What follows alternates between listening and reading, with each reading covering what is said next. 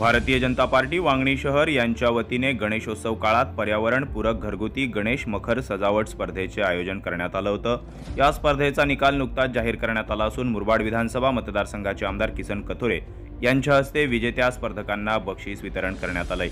दरवर्षीप्रमाणे यंदाही वांगणी शहर भाजपच्या वतीने पर्यावरणपूरक गणेश मखर सजावट स्पर्धेचे आयोजन करण्यात आले होते।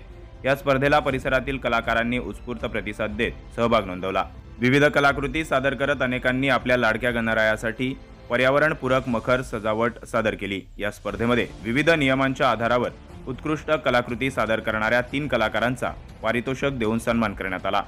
पुठ्ठ्यांचा वापर करून मुंबईतील प्रसिद्ध अशा क्रिकेटच्या वानखेडे मैदानाचा देखावा सादर करणाऱ्या प्रभात परब यांना या स्पर्धेत प्रथम पारितोषिक देऊन सन्मानित करण्यात आलं, ज्यामध्ये रोख रक्कम, सन्मानचिन्ह आणि सन्मानपत्र यांचा समावेश होता।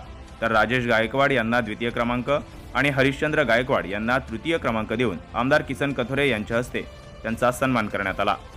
यावेळी आमदार किसन कथोरे यांच्या प्रमुख उपस्थितीत भाजप अंबरनाथ तालुका अध्यक्ष राजेश पाटील, जिल्हा परिषद माजी सदस्य भानुदास शेलार, पंचायत समिती माजी सदस्य नाना जाधव, पंचायत समिती माजी सभापती अनंता कडव, माजी शहराध्यक्ष विजय पावसकर, वांगणी शहराध्यक्ष सचिन शेलार, ग्रामपंचायत माजी सदस्य मनोहर शेलार, सरपंच वनिता आढाव यांच्यासह भाजपचे अनेक पदाधिकारी आणि कार्यकर्ते मोठ्या संख्येने उपस्थित होते।